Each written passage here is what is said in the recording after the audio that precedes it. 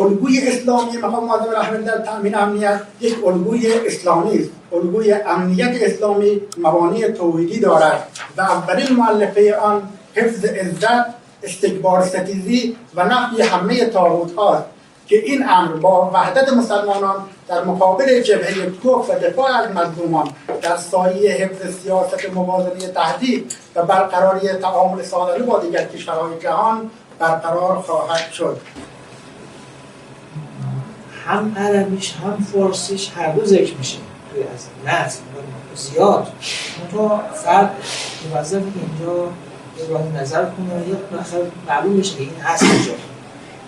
این در مورد این برادر بزرگوارمون واقعا وجود داره به نظر من. ببینید الان مثلا شما هر جور باز بکنین و اینکه اشاره هم کردن این بحث این مبانی فقهی برای راهبردهای آقا این مستحدث واقعا میشناس درسته مطالب مستحدث نیست، اما بررسی این مبانی این اولین باری که حالا نشده ایشون موضوعشون منظمانی پیشنهاد میکنن بدن. این یه متن بی اشکالیه. الحمدلله رب العالمین. صلوات